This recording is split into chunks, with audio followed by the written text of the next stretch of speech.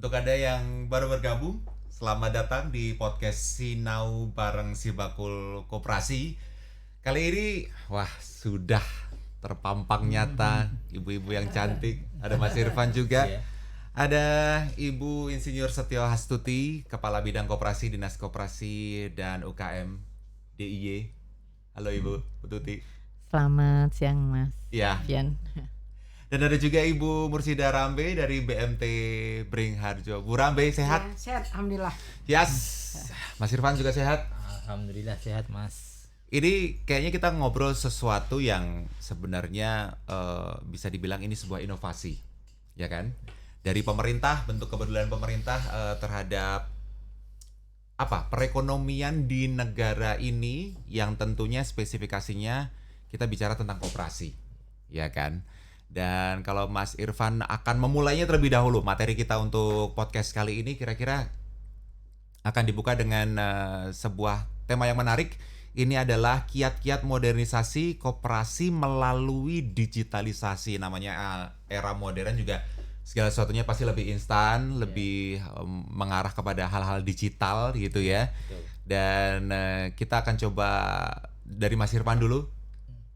Ya memang saat ini koperasi itu lebih banyak dikenal, yang mengelola itu orang-orang yang sudah tua. Jadi memang Betul. sebenarnya mindset ini harus kita rubah Mas. Ya.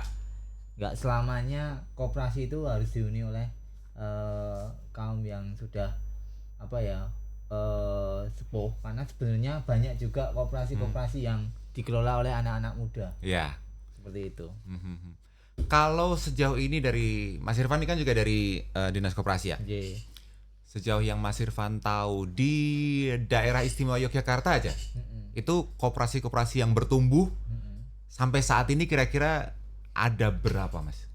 ya cukup banyak. Di DIY total aja sekitar ada 1.900-an kurang lebih. 1.900-an, banyak juga ya? Iya, tapi kan itu dibagi di 5 kabupaten kota. Dan mereka diharapkan mulai ke arah modernisasi. Oke.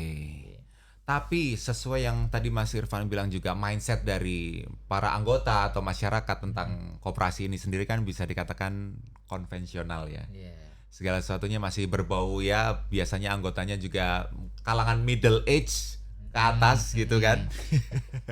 Dan ini akan dimodernisasikan dengan cara-cara yang ya mengikuti zamannya aja gitu, biar lebih praktis. Nah ini tapi kira-kira masyarakat ini siap nggak ya? Kalau saya ke Bu Tuti deh, kalau dari penerapan teknologi digital di koperasi saat ini yang bisa dikatakan langkah-langkah yang sudah dilakukan sebagai tahapan awal untuk digitalisasi seperti apa Bu Tuti? Terima kasih. Jadi ini kami mulai pada saat ada program dari pemerintah pembentukan koperasi modern yang salah satunya dengan digitalisasi. Nah, kami mendorongnya kami juga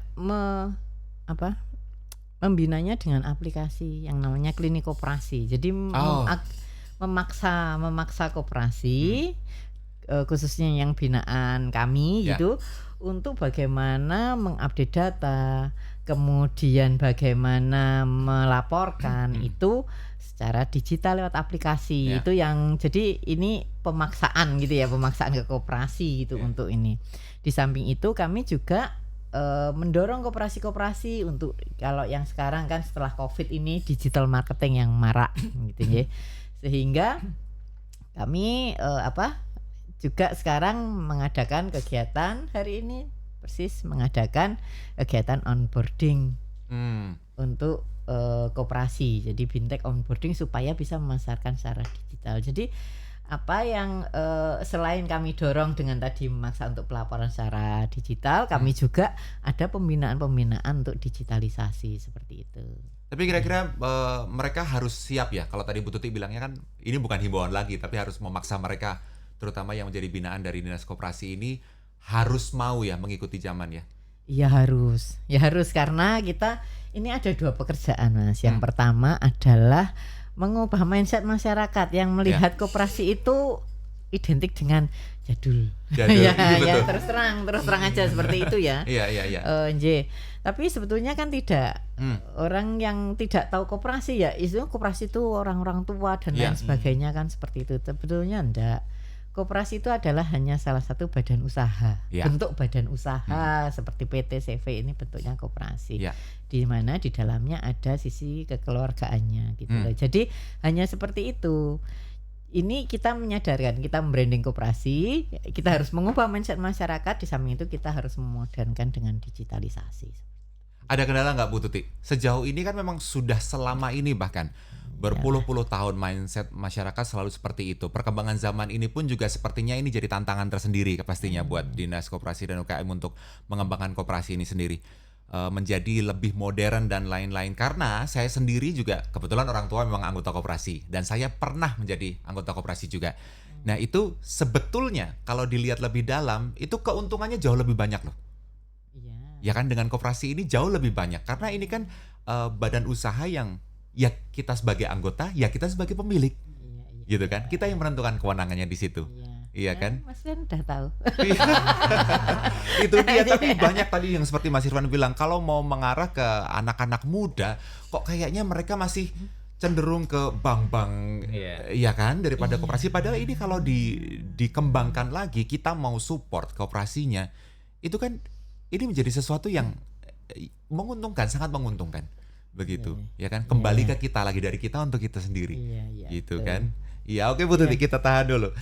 Kita beralih ke Bu Rambe, ya, dari BMT Beringharjo. Sejauh ini kesiapannya atau perkembangannya sudah sejauh apa dengan era yang sudah modern dan serba digital ini, Bu Rambe? Terima kasih. Betul ya, tadi dimulai memang harus dengan mindset. Terutama mindset pemegang policy, ya. Karena nanti itu turunan dari pemegang policy itu ada budgeting, Mas. Satu, budgeting itu tidak hanya untuk mengirim orang yang lebih berkompeten, tapi yang akan menggerakkan, mengoperasikan itu memang harus memiliki kompetensi terhadap digital yang cukup bagus juga. Ya. Gitu. Nah, di kami alhamdulillah sampai saat ini itu sudah terjadi ya. Transaksi mobile kita sudah jalan, kemudian pelaporan sudah on system, bahkan yang paling berdampak signifikan karena digital itu, teknologi itu kan efektif dan efisien. Kami sangat merasa karena koperasi kami itu kan nasional, sudah ada di 19 kantor cabang di 5 provinsi. Ya. Dengan adanya digital ini, kami bisa menyelenggarakan pra-RAT di semua cabang dan itu semua pakai Zoom dan itu sangat efektif dan efisien. Saya nggak perlu turun gitu ya, turun perlu pada program yang berbeda gitu ya. Tapi kalau pra-RAT ini bukan kami saja yang tidak perlu hadir di semua cabang gitu, tetapi anggota kami juga sambil mereka bekerja atau di pasar, karyawannya jualan, si juragannya cukup pakai digital ikut pra-RAT. Nah ini menurut saya kita sangat dibantu ya dengan adanya teknologi. Oleh karena itu maka kami di BMT Beringharjo sampai sekarang terus Mas melakukan perubahan-perubahan ya. Kalau mindset alhamdulillah sekarang ini sudah baik karena relatif sebenarnya pengurusnya dia tidak muda tetapi juga enggak jadul banget lah gitu, enggak kolonial lah gitu ya. Kita mencoba memadukan begini Mas. Koperasi itu ada orang tuanya iya untuk menjaga visi misi koperasi. Tetapi pengurus harus pandai mensiasati Mas. Dan dia harus paham betul akan perubahan yang begitu masif dan begitu cepat. Pertama dia harus sadar akan perubahan itu. Yang kedua dia harus punya komitmen. Komitmen. Dan dia juga harus strategis untuk mengelola orang yang koperasi berbasis digital. Kita harus mempersiapkan orang-orang yang memiliki kompetensi. Jadi menjaga visi itu adalah koperasi yang mungkin tidak mudah lagi, Tetapi untuk mengoperasikan ini lebih cepat, lebih mudah, lebih kekinian, lebih bisa diakses oleh banyak orang, ya tentu orang-orang yang di generasi Z gitu. Jadi berkolaborasi antara si tua dan muda. Karena koperasi kalau nggak dijaga visi misinya juga bahaya, Mas. Bahaya, betul. Ya, biar tidak merubah jalur jati diri, betul, karakternya ya. Kemudian Bu Rambe, sejauh ini digitalisasi yang mungkin lebih spesifik ya. Tadi sudah disebutkan kalau seperti pra-RRT itu sudah bisa dilakukan dengan Zoom dan lain-lain. Jadi semua bisa dilakukan, tidak terbatas ruang dan waktu, pokoknya begitu ya. Tapi ada yang lebih spesifik lagi mungkin yang sudah dilakukan oleh BMT Beringharjo, digitalisasinya, aplikasi mungkin atau seperti apa begitu? Kalau untuk SDM kita punya dashboard sudah, Mas. Dashboard SDM, marketing terutama ya. Kita sudah bisa memantau mereka para marketing di semua tempat, bagaimana omset dia, bagaimana sertifikasi dia dan lain sebagainya, itu udah bisa kita lihat, sehingga jenjang karirnya itu udah bisa kita lihat dalam dashboard itu. Oh, dia sudah pernah pelatihan ini, dia karirnya mulai masuk itu sebagai AO, sekarang dia sudah senior marketing dan lain sebagainya. Oh, ini bisa kita proyeksikan nih besok jadi manajer kantor cabang dan seterusnya misalnya seperti itu. Kemudian yang kedua, kita juga informasi dengan mudah, dengan cepat. Facebook kita sangat aktif. IG kita, TikTok kita dan seterusnya. Mungkin hari ini buka Mursyida Rambe muncullah itu semua. FYP udah ya. Jadi di YouTube-nya CNN Indonesia Heroes, kebetulan tokoh yang diangkat saya gitu. Itu juga begitu pihak CNN Indonesia memberikan link YouTube-nya, kami distribusikan ke semua anggota kita. Wah, mereka sudah tahu bagaimana sejarah perjuangannya Bu Rambe di Pasar Beringharjo dengan mudah gitu ya. Dengan begitu sense of belonging-nya jadi tumbuh, Bu. Jadi tumbuh gitu. Oh, ternyata koperasi ini tidak ecek-ecek ya. Koperasi ini dikelola begitu dari awal sampai sekarang dengan sebaik mungkin kira-kira. Iya. Serius dan sangat berpegang teguh dengan komitmennya. Begitu ya. Nah, kemudian kalau itu tadi bicara tentang digitalisasi yang diterapkan dari BMT Beringharjo. Tapi setuju nggak sih kalau BMT Beringharjo ini bisa jadi parameter loh untuk para badan usaha koperasi dan lain-lain, ini sudah cepat sekali loh dia berkembang. Ya kan? Tapi respon pasarnya, respon nyebutnya anggota atau nasabah berarti? Anggota ya. Respon dari pasar, dari anggota sendiri terhadap digitalisasi yang sudah diterapkan BMT Beringharjo ini, mereka kaget nggak? Nggak.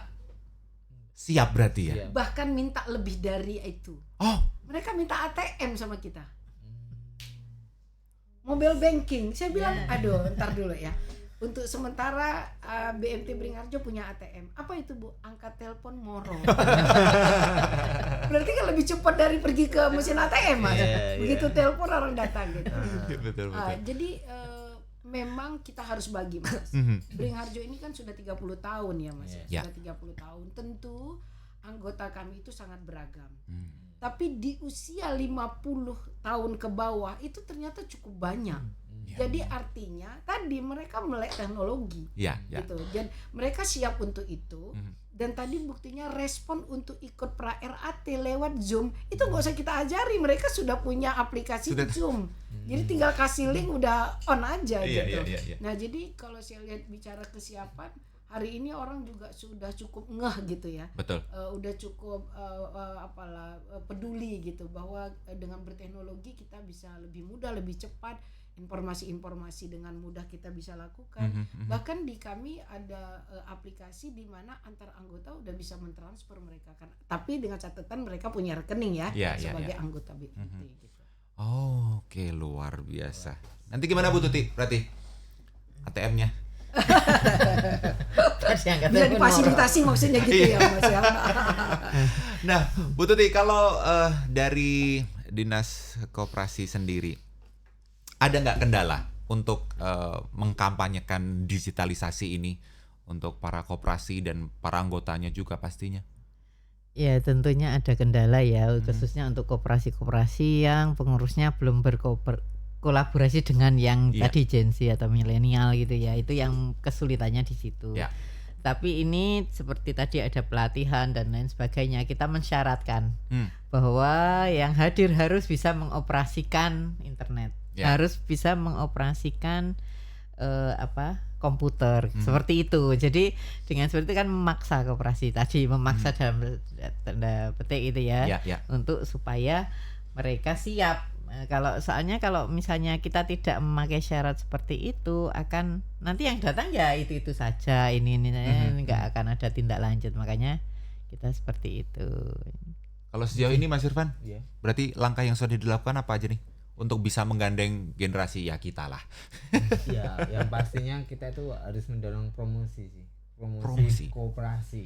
Kan selama ini mindsetnya jadul. Ya. Nah, dinas koperasi promosiin program-program yang mendekatkan koperasi dengan anak-anak muda. Anak muda sudah ada yang jalan. Ya, kita baru mau proyeksi Masuk masuk rencana kerja istilahnya ya, akan segera masuk ke generasi milenial dan Z begitu. Tapi memang benar jumlahnya itu yang senior anggotanya itu lebih banyak ya, masih didominasi sampai saat ini. Iya. Karena peminatnya itu kalau koperasi mungkin di hanya beberapa persen. Karena apa? Kebanyakan anak muda itu lebih ya namanya masuk ke bank. Iya. Mindsetnya udah wah duluan. Iya. Bank, BPR, baru LKM atau koperasi. Iya. Ya, itu. Waduh, tanpa mereka sadari ya sebenarnya jadi anggota ini keuntungannya banyak karena saya melihat orang tua saya sendiri gitu sebagai anggota selama ini dan sudah berpuluh-puluh tahun juga gitu dan tidak pernah mengalami kendala apapun, dilayani dengan sangat baik. Begitu, dan ketika ada masalah apapun ya namanya juga segala sesuatunya berdasarkan anggota didiskusikan. Jadi keputusannya itu tidak sepihak gitu. Betul. Kita sebagai anggota tidak dihakimi gitu loh. Ini Mas, sebelum terus terang sebelum saya masuk ke dinas koperasi, saya taunya koperasi itu pinjam uang. Padahal enggak. Iya. Padahal enggak. Iya loh. Setelah masuk ternyata banyak sekali badan usaha yang bentuknya koperasi yang kita tidak tahu, sudah besar sekali, ternyata kita tidak tahu bahwa itu badan usahanya koperasi gitu. Karena ya hanya tadi perbedaannya bahwa kalau di PT itu pemegang saham ini adalah anggota yang punya simpanan wajib dan pokoknya itu aja. Pemiliknya seperti itu. Tapi pengelolaannya ya sama sebetulnya. Tapi kadang apalagi sekarang ada dipermudah untuk pembuatan perseroan itu ya, perseorangan itu ya, sehingga anak-anak muda yang sifatnya masih egois, masih pengen diri sendiri ya dia arahnya ke sana. Tapi padahal dengan berkumpulnya beberapa 9 ya sekarang 9 orang itu kita sama-sama untuk badan usaha koperasi itu malah lebih kuat sebetulnya. Iya, betul. Itu. Iya. Ini nih yang harus juga kita sosialisasikan. Itu dia. Muda. Bukan bermaksud membandingkan ya, tapi karena memang ya dari tujuan dan karakter atau jati dirinya antara bank dan koperasi kan memang berbeda begitu ya. Tapi kalau dilihat dari secara nilai manfaat dengan menjadi anggota koperasi kan sebenarnya segala keuntungan itu kan dimaksimalkan untuk anggotanya begitu loh. Jadi sejauh ini juga saya pun ya tadi berkaca dari orang tua saya sendiri bahwa selagi memang koperasi ini ya itu tadi dipercaya. Nah, bicara tentang dipercaya nanti saya akan lebih lebar lagi ya, untuk bisa membangkitkan rasa percayanya kepada masyarakat. Mungkin selama ini yang menjadi kendala juga adalah kalau eranya diganti menjadi digital begitu. Yang sepuh-sepuh ini kan takut nanti kalau harus data saya kok masuk digital, aman nggak? Nanti sering jadi pertanyaan ketakutan bahwa nanti datanya bocor kan banyak berita-berita bahwa ini bisa dihack dan lain sebagainya, ketakutan seperti itu ada. Tapi kan kita harus meyakinkan misalnya dengan pihak ketiganya atau apa, kita mencoba gitu ya, bukan kita intervensi, tapi artinya ini loh yang perlu ditanyakan ke pihak ketiga, kita memberi masukan ke koperasi, perlu ditanyakan hal sini sehingga mereka merasa aman kalau anggota ini pengurus bisa menjawab atau dari pengelola bisa menjawab gitu. Oke, Mas Irfan mau nambahin nggak? Ya sebenarnya kalau di saat ini tantangan ke depan untuk koperasi ini bagaimana sih menyadarkan para pengurus pengawas ini untuk go digital, karena Oke. kalau nggak digital ya koperasinya akan tergerus. Iya betul. Yang contoh paling mudah apa, kalau mau dikenal ya minimal Google Ya. atau WA bisnis itu harusnya koperasi itu punya Ya. masing-masing koperasi yang Betul. sederhana aja. Ya, ya, Jadi ya. kalau kita mau ke koperasi A ya tinggal pakai Google. Yes. Tapi kan nggak semua koperasi seperti itu bisa saat ini. Nggih, tidak semua berpikir ada medsosnya Ah. banyak itu. Oh, Nah, iya. ini makanya TikTok gitu Ah. ya Bu ya. TikToknya juga ada luar biasa loh nih Bu. Ada. Iya, tapi bukan joget-jogetin isinya ya Bu. Joget hiburan boleh. Iya. Hiburan boleh lah nanti. Tapi TikTok itu termasuk yang terobosan karena Terobosan. jarang koperasi yang Jarang koperasi. masuk pakai TikTok karena Ya. mungkin brandingnya agak susah. Iya Susah. betul. Iya. Dan mencari talent untuk yang selalu ada di konten gitu ya. Iya, betul. Oke, terima kasih Mas Irfan. Dan sejauh ini setelah diterapkan digitalisasi di BMT Beringharjo, Bu Rambe menemui kendala-kendala nggak? Ya kalau kendala tadi karena ini terus berubah tentu orang inginnya juga lebih. Nah itu kan bagian sebuah challenge ya sama kita ya, tantangan. Dan kita juga harus terbuka dan siap menerima itu untuk terus melakukan perubahan gitu. Kemudian tadi bicara identik dengan orang tua, jadul dan lain sebagainya. Lagi-lagi kami di BMT Beringharjo itu tadi selain merubah mindset kita juga harus pandai ya melihat situasi dan kondisi. Jadi hari ini di Malioboro mungkin satu-satunya koperasi yang ada di Malioboro itu BMT Beringharjo. Satu. Yang kedua, bagaimana kita bisa mendistribusikan, menyampaikan, menginformasikan kepada anak-anak muda. Kami kemarin baru melonseng Malioboro Business School, Mas. Oh, oke. Nah, itu memang dari segi namanya mentereng ya gitu. Tapi sebenarnya inti yang ingin kami sampaikan di Malioboro Business School ini adalah pendidikan perkoperasian. Di mana itulah adalah amanah undang-undang. Ya. Dan bahkan bicara komitmen budgeting dari SHU itu kami siapkan yang cukup untuk tadi melakukan pendidikan perkoperasian. Ya. Jadi mungkin kalau di Malioboro saya bikin lembaga pendidikan koperasi mungkin orang nggak lihat, Mas. Iya. Tapi kalau Malioboro Business School, apa ya kui? Nah, kira-kira gitu Ini ya. loh. Ya. Ya gitu kan. Luar biasa. Apa sih itu gitu. Nah, ketika dia di dalam kita bikin tempat mungkin sekali-sekali mampir dong lihat kayak apa gitu ya. Ya. Tapi yang jelas komentarnya Pak Wali Kota kita gozi tenan ini gitu. Nah, jadi artinya situasi itu kita buat sedemikian rupa untuk curhat, untuk ngobrol, untuk pelatihan podcast semacam ini dan lain sebagainya gitu. Jadi memang yang tua ada, tetap kita openin, Bu. Tetapi yang muda ini sebagai generasi penerus orang tuanya ini menjadi segmen kita. Ya. Mungkin di awal-awal BMT saya dengan orang tuanya.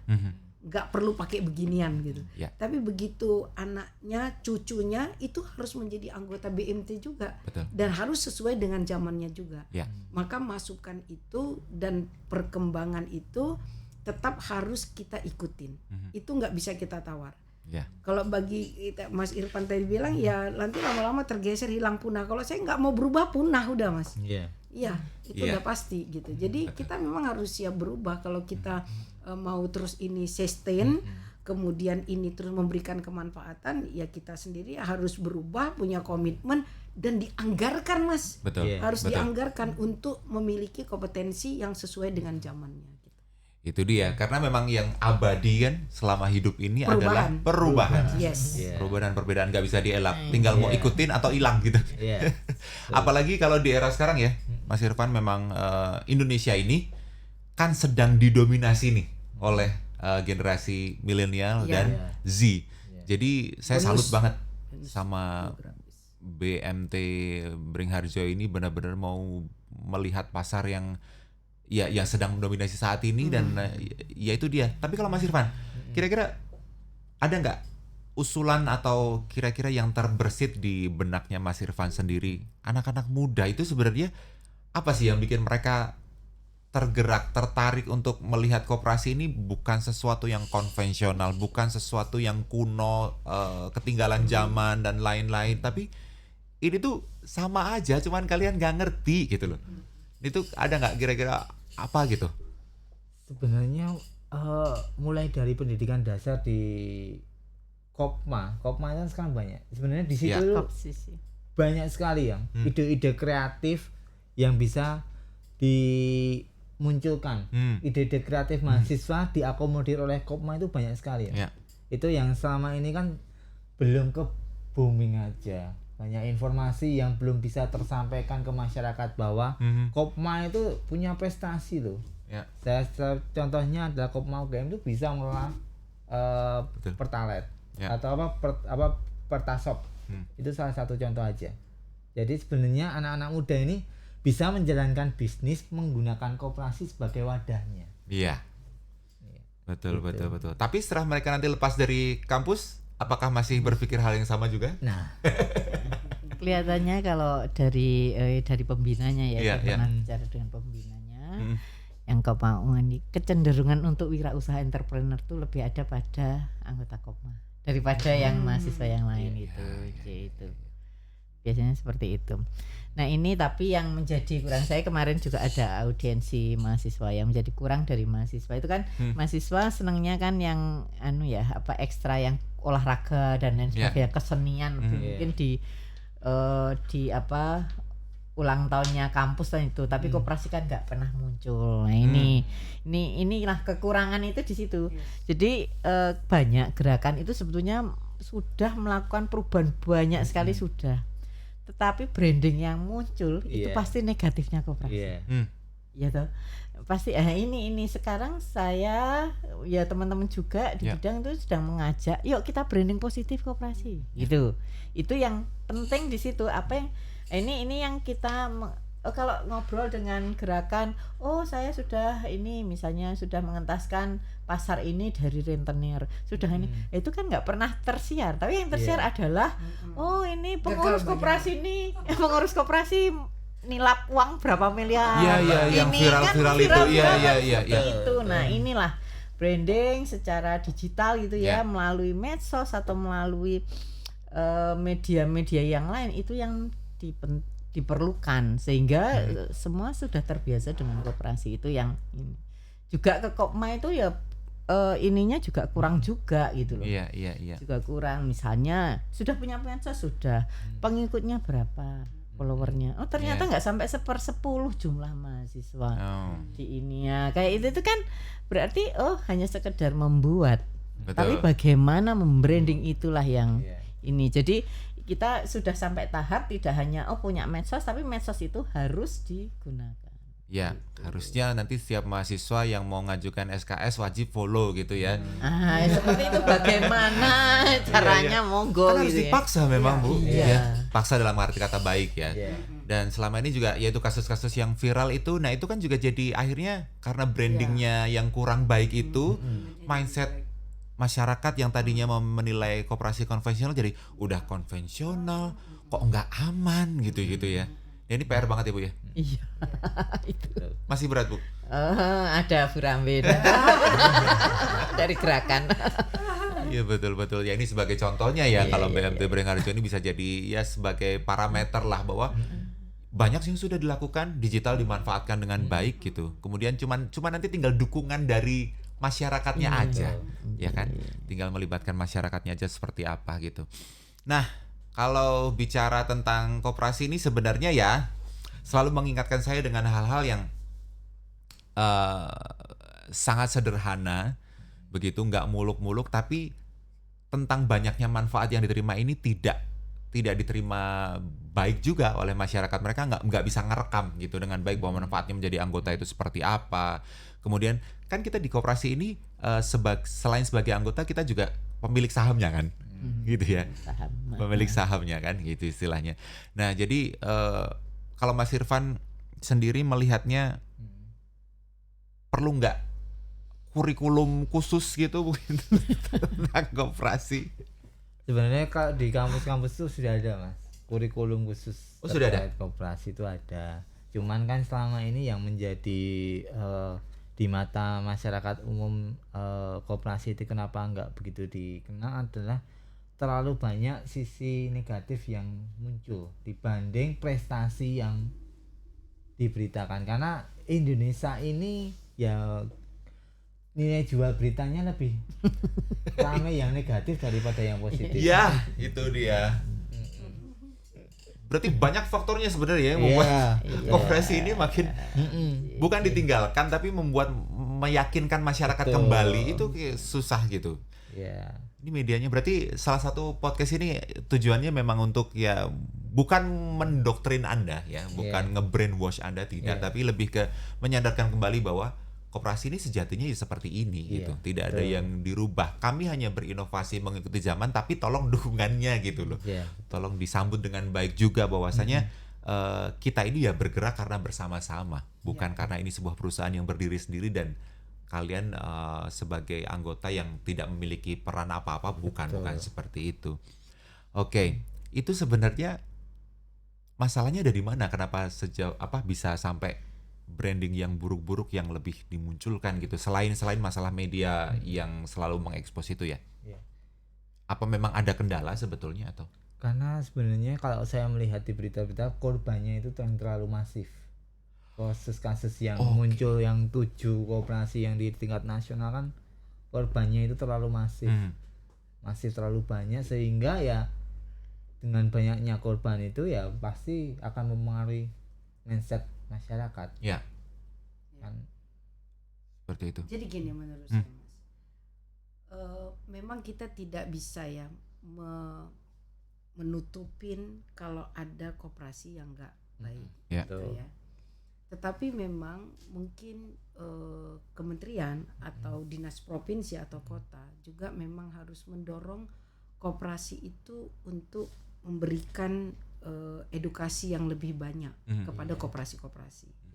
Jadi misalnya kayak kami Mas di BMT Beringharjo itu sangat concern untuk engagement dengan anggota. Karena dari, oleh dan untuk anggota itu tidak hanya untuk diucapkan, tetapi untuk diimplementasikan. Gitu.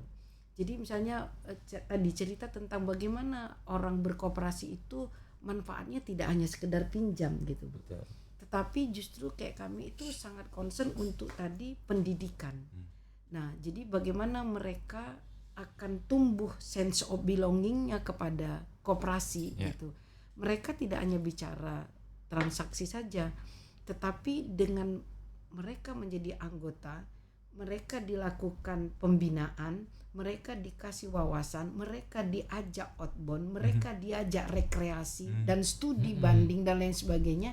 Itu membuat mereka tidak mudah untuk pergi ke lain hati tadi Mas, gitu. Tetapi mereka betul-betul merasakan manfaat dari berkoperasi. Nah, saya rasa ini yang harus kita perbanyak, kita perbesar size-nya, bahwa doktrin kepada koperasi dalam membina anggotanya tidak hanya bicara transaksi tadi, tapi berikanlah apa yang dibutuhkan oleh anggota, bukan apa yang dimaui oleh pengurus, gitu. Iya kan? Tapi maunya anggota hari ini apa, itu yang harus kita dorong gitu. Koperasi mindset ya. Iya, koperasi itu memang harus tadi ya tidak hanya sekedar simpan dan pinjam lah, itu hanya alat kalau bagi kami ya Mas. Itu hanya alat gitu loh. Tetapi jauh lebih penting adalah bagaimana mereka juga bisa memperbesar usahanya dengan pengetahuan, dengan pengalaman, dengan pendidikan yang mencerdaskan kehidupan bangsa. Itu para pendiri bangsa, saya rasa dengan kecerdasan itulah orang bisa melakukan kreativitas, inovasi, strategi dan lain sebagainya gitu. Jadi memang ini lagi-lagi komitmen pengurus untuk menganggarkan SAU untuk pendidikan koperasi, menurut saya itu harus dikontrol itu Bu. Enggak tuh gitu. Itu perlu menurut saya, itu karena itu undang-undang kan Mas. Itu undang-undang yang berbicara. Jadi tidak terlepas, jadi undang-undang itu dibuat tadi tidak terlepas dari undang-undang kita tentang mencerdaskan kehidupan bangsa tadi, koperasi sebagai soko guru itu. Nah, itu juga harus terimplementasi, tereksekusi di program-program dan anggaran di koperasi Mas, menurut saya gitu. Sehingga kita tadi jika sudah ada penganggaran itu mungkin promosi bersama Bu. agar tadi tidak hanya bicara jeleknya koperasi gitu. Iya. Tetapi bagaimana ini dihimpun, berkolaborasi, bahwa anak muda juga banyak loh yang mau gitu. Tadi Ibu bilang tadi bahwa banyak terjadi perubahan di koperasi karena pengelola koperasi yang zaman dulu memang masih ada, tapi itu memang antara hidup dan mati sudah, Mas. Tapi koperasi yang besar hari ini memang dikelola juga orang-orang yang tidak terlalu tua dan tidak terlalu muda. Jadi dia di milenial lah. Kayak saya ini kan sebenarnya milenial juga, ya. Cenderung Z sih sebenarnya. Pemikirannya cenderung Z, lebih Z dari yang Z. Betul. Gitu sih. Ya karena memang Pak Mas. Jadi sebenarnya di koperasi itu bagian SHU itu ada dana-dana.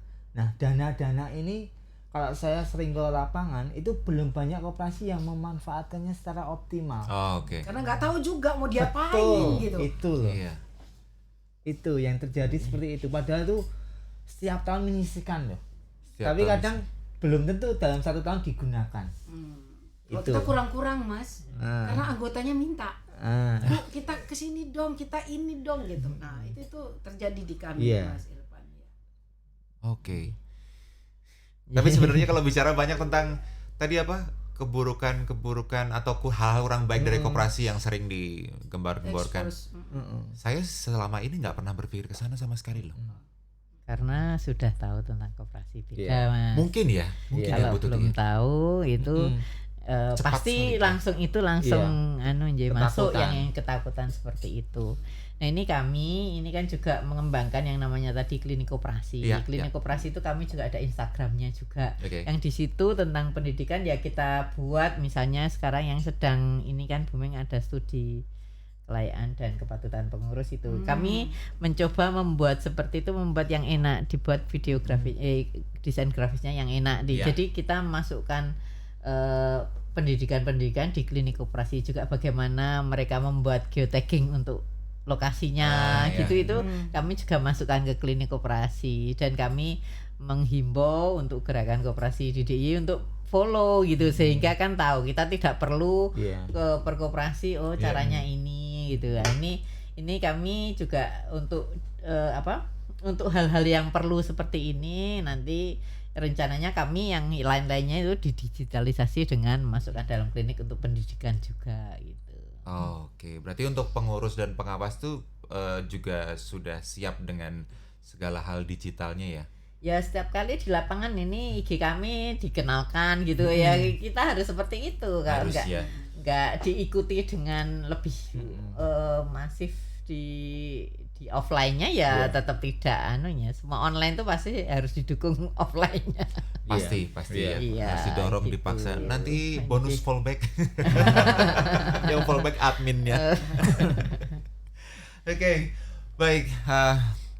Hal-hal sebenarnya koperasi itu ada berapa macam ya? Saya agak lupa soalnya. Simpan pinjam ada. Pinjam, Kemudian jasa usaha gitu. Konsumen. Kemudian konsumen, produsen, dan pemasaran. Yang selama ini lebih banyak diminati. Simpan pinjam yang terbanyak. Pasti ya. Tapi sekarang agak diperketat untuk bentuk simpan pinjam. Kalau dulu arisan ibu bisa bentuk aja kan ada 15 juta. Ya. Untuk tingkat provinsi 75. Sekarang untuk tingkat provinsi membentuk koperasi itu modalnya harus 1 miliar. Nah ini untuk menghindari tadi masalah, karena yang paling banyak koperasi simpan pinjam, yang paling banyak masalahnya juga koperasi simpan pinjam. Iya.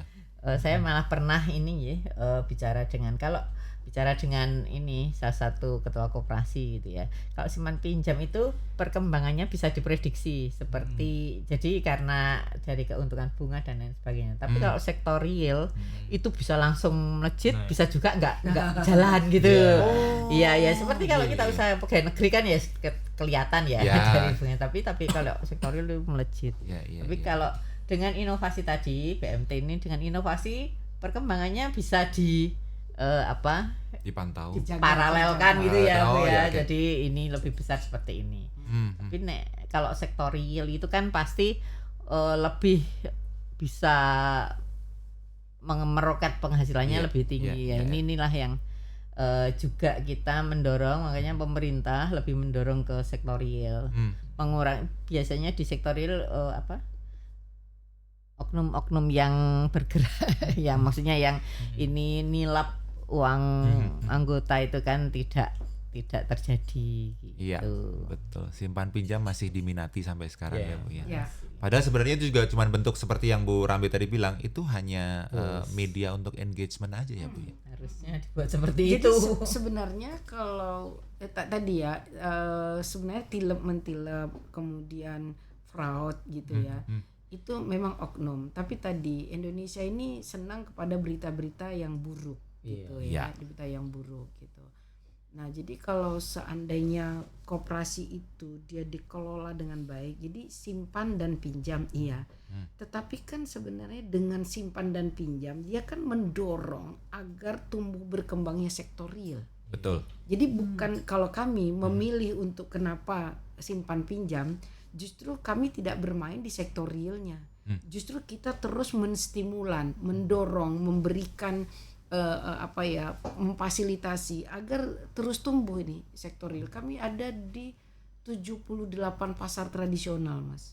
Jadi agar usaha-usaha itu terus tumbuh, dan memang karena visi kita itu selain edukasi juga menekan gerakan rentenir. Di pasar-pasar tradisional kan banyak ya, rawan sekali tentang itu gitu.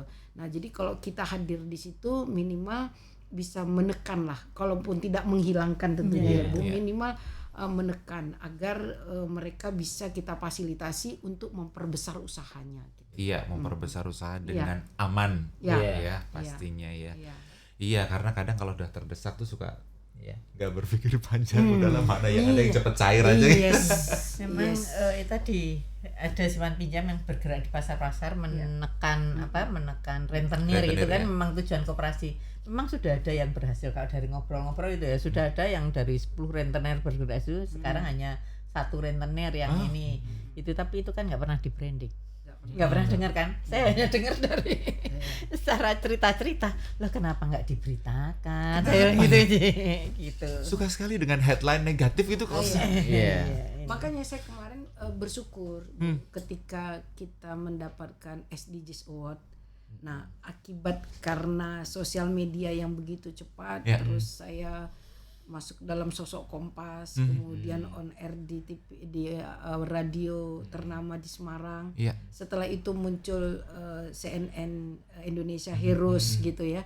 Nah, itu semua karena digital. Artinya memang ya alhamdulillah Bu, saya berharap mudah-mudahan BMT Beringharjo bisa terus memberikan berita yang baik gitu di tengah berita yang buruk yang begitu banyak gitu ya Bu ya. Ya mohon doanya juga supaya kita bisa konsisten gitu ya kan. Karena uang itu godaan loh Mas. Uang banyak godaan, nggak punya uang apalagi. Betul sekali, itu buktinya juga sudah banyak kalau itu masalah uang. Nah, kalau yang seperti Bu Rambe ini ada 10 saja di DIY, enak banget. Kita sudah branding koperasi DIY bagus sudah ini gitu loh. Artinya kan ada kesadaran untuk branding yang ini itu melalui digital gitu loh. Betul sekali. Gitu. Ya, ini juga jadi kesadaran atau concern kita bersama bahwa gunakan media sosial di era digital ini untuk terus mengabarkan hal-hal yang baik gitu, karena itu juga sesuatu yang perlu diapresiasi. Hal-hal buruk, mohon maaf kemarin pandemi udah capek ya dengan banyak hal buruk ya gitu. Jadi kita mulai rubah lagi di era digital dan segala medsos yang sudah sangat berkembang ini untuk bisa saling support gitu kan. Koperasi terutama nanti berkembang ke UKM, UMKM begitu kan. Enak ya kayaknya ya. Iya, betul. Jelas kontribusinya kepada negeri. Karena hari ini negeri juga bukan baik-baik saja ya dari sisi pengangguran, kemiskinan ya. Dan koperasi menurut saya suatu entitas lembaga yang sangat dekat dengan persoalan itu, Mas. Jadi jika dia terus bisa tumbuh berkembang sesuai dengan zamannya gitu, ya kita harus bangga kita ikut memberikan kontribusi terhadap negeri ini gitu. Betul, betul sekali. Nah, sekalian dari Bu Rambe, himbauan atau ya mungkin bisa dibilang ya paksaan juga lah untuk masyarakat. Ya istilahnya kalau misalnya dikaitkan dengan koperasi simpan pinjam, guys, daripada minjol, belajarlah tentang koperasi gitu loh, ya kan? Yes, tidak sedikit Mas. Kami menangani orang yang kena pinjol, karena dari sosial dia kan terganggu. Dan tidak sedikit juga loh orang yang mau bunuh diri datang Iya. ke kita gitu loh. Aduh, kasihan gitu ya. Betul. Karena kan bunga berbunga, Mas. Betul. Jadi pinjamnya misalnya 1 juta, kok jadi 10 juta gimana ceritanya? Iya. Karena memang dia hanya bayar bunganya, Bu. Dan bunga itu berbunga gitu Iya, ya. iya.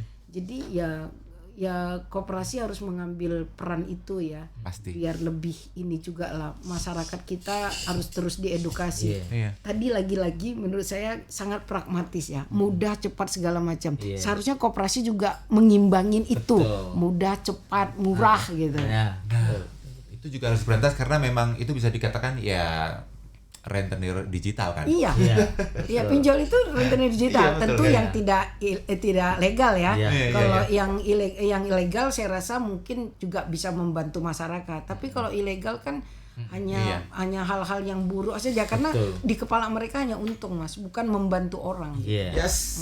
Sebenarnya banyak banget yang masih pengen kita obrolkan ya, tapi mungkin nanti di lain kesempatan kita akan sambung lagi. Iya. Ini hal yang menarik yang jelas selalu bisa mengabarkan hal-hal baik terutama tentang koperasi.